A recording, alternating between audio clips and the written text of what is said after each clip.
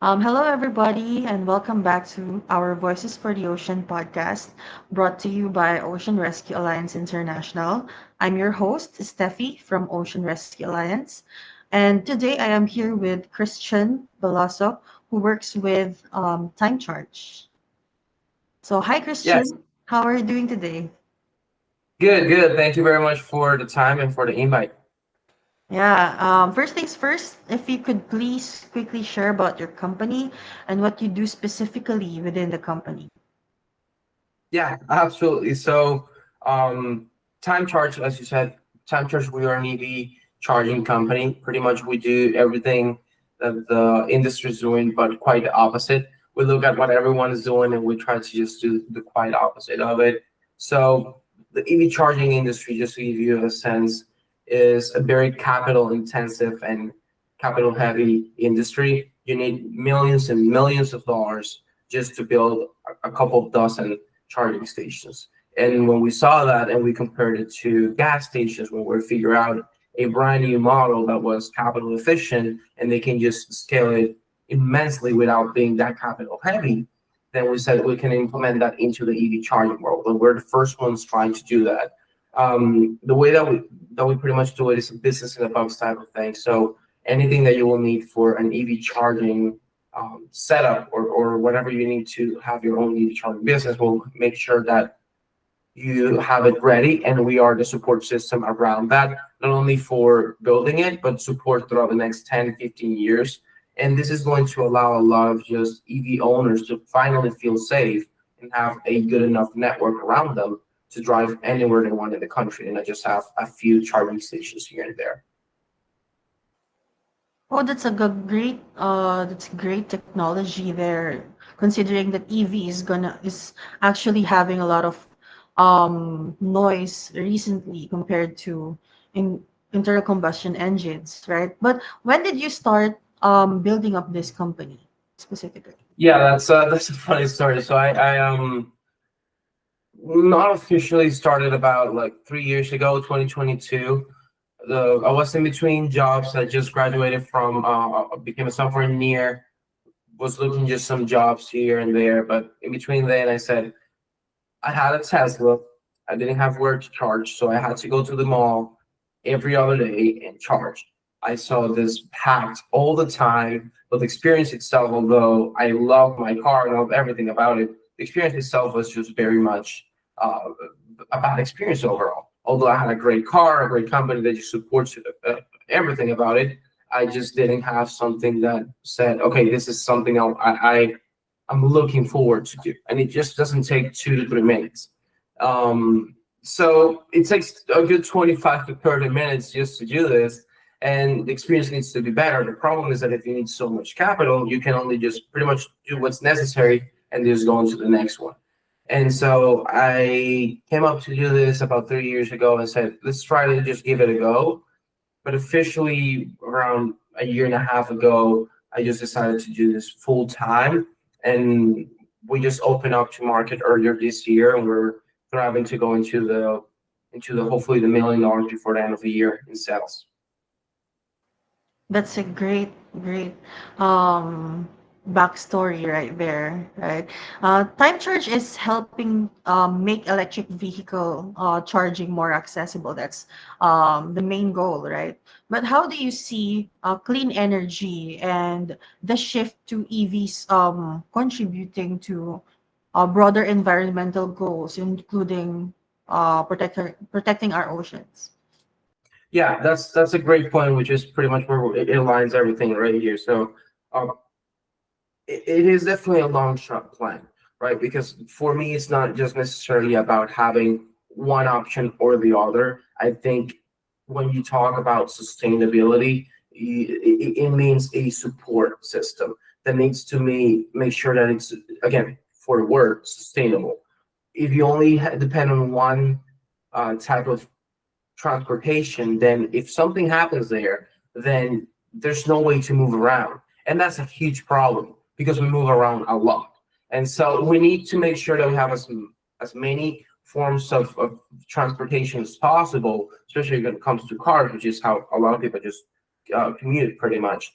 And so That is just the basic point there. But when it comes to sustainability, for example, for climate, the long term results is going to be incredible. There's no one that sees a 1970 truck that is just fuming out all this like black smoke out of it, and you say, okay, that's great for anything. You don't even want to be close to it. Even if you're in the car behind it, you make sure to just close all the windows because you don't even want to inhale that, right? So it's just not only on the short term but also on the long term uh, plans that you make sure that you want to have a better planet and also a sustainable way of transportation. And those 2 points really just make for a better society in the future. And that's a sustainable, that's the way that I look at sustainability. That our society can just keep moving forward because you have all the systems around it that support that. You can make great cars, really fast cars, but if you don't have the network to support it, no one's going to buy into that. And we already saw that problem happening with hydrogen pretty much 25 years ago, which it was a huge wave, great technology, but it was very expensive to just build the not the refueling, pretty much the refueling network. And so that was a huge problem, which pretty much just installed the growth of that. And we don't want that to happen to the EV charging industry. So the way that we do it is, I often compare it to airports and airplanes. It's like all these companies are building incredible airplanes, but no one is focusing enough on building the airports for people to go on those airplanes, and that's a huge problem. And so that's pretty much the main focus on sustainability, more in the society, more in how we can help into pretty much our world just to be better in the future. Yeah. So my another question would be, what do you see as the biggest challenge in your role right now, and the biggest opportunity as well?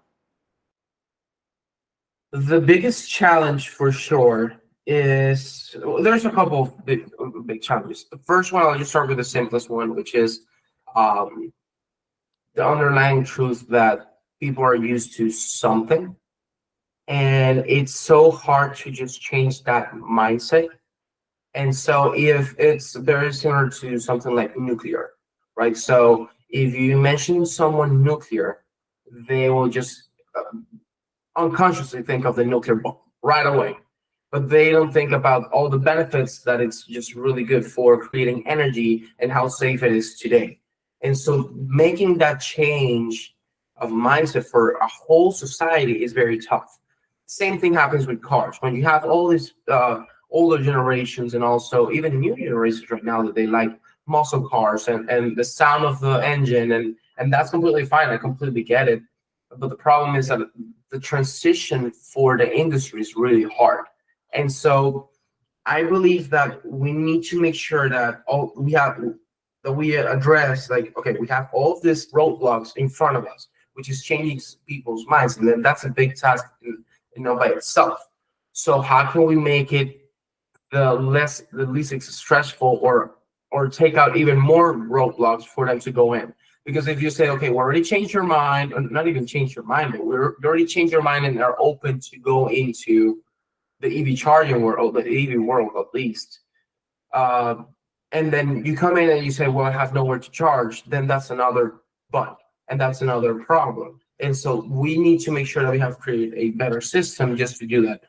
Specifically, right now is going to be a lot of funding, a lot of energy, a lot of permitting. It's just a brand new industry, and so when you have great states like they're doing great on EV charging, for example, like California, they're doing great on EV charging, but they don't have enough energy, right? So that's a big problem too. You can have all these EV chargers, but the problem also goes up the chain. So there's a lot of different aspects into the game that you definitely need to make sure that are aligned for a better future in the EV world. Yeah, and how can partnerships and partnerships with nonprofits like us, ocean focus organizations, um, and advocacy groups help Time Charge strengthen its impact and credibility? Well, I guess one of the main things here is just we're looking at people that are just looking into the mission itself. It sounds very boring. It's like, so when people say boring businesses, when when you have a laundromat or stuff like that. It's just, oh, that's a boring business. When it comes to EV charging, it's not necessarily developing the whole new defense tech industry or redesigning AGI. It's not necessarily that those sexy names that everyone is just trying to put out there. But the problem is that we're not building a want, we're building a necessity. And so when you're building a necessity, you have to make sure that you surround yourself around people that understand that vision and say, okay, if we don't do this, the industry will can potentially just collapse, and all these investments around it are just going to collapse by itself. Like, and that's a huge problem when it comes to the EV world, and we don't want what happened to the hydrogen world 25 years ago. So partnerships is something that I'm always looking forward to do with the OEMs, with another charging companies, with software companies that support charging. So it's just a lot of partnerships that we're always looking to have more exposure on, because it's just credibility to the industry whenever it's either even I guess like news that you would potentially consider like traveling to our business. We actually are happy for those news, because at the end of the day, it's better for the industry. We're building and for that vision. And so if we're building around a vision and for the future of the industry and those things happen, we're happy with that. So we want to bring as many people together as possible, as long as we're always moving towards a better sustainable form of transportation. Absolutely amazing. And um, I'm looking forward to it actually. And well, Christian, thank you so much for sharing your company's mission and the incredible work that you're doing to accelerate the transition to a cleaner and more sustainable energy future through decentralized EV charging. But before we wrap up, I would like to take a moment to share a quick introduction about organization, if that's fine as well. I'm excited to introduce, at the same time, Ocean Rescue Alliance International, an organization redefining how we restore and protect oceans. ORAI blends science, art, and community engagement to create living shorelines, coral restoration projects, and even stunning underwater installations that double as thriving marine habitats. So, what makes us unique is how we work through collaboration. We believe that rising tides raise all ships, and that the best way to scale restoration is partnering with companies and organizations and communities who share the same vision of a healthier planet. And for partners like TimeCharge Network, this means more than conservation. It's about connecting clean energy innovation with marine restoration, empowering communities, strengthening coastlines, inspiring ecotourism, and showcasing your company's leadership in sustainability in a way that's both visible and lasting. So, would be happy to follow up via email if you would want to explore more on how we can work together through our Join the Alliance campaign and a collaboration initiative that unites innovators like you, and organizations and communities to scale restoration and build a healthier planet for generations to come. Would that be something Time Church Network would be interested in exploring together? Absolutely. We're super excited about it. Absolutely amazing. Okay, well, thank you so much for the work that you do and for being another voice for our ocean. I truly appreciate you joining our podcast despite your busy schedule and sharing your time and expertise. It means a lot. And by sharing your knowledge, we're building a stronger community for a healthier planet. And I'm looking forward to our future partnerships as well. Thank you very much. Thank you, Christian. Thanks.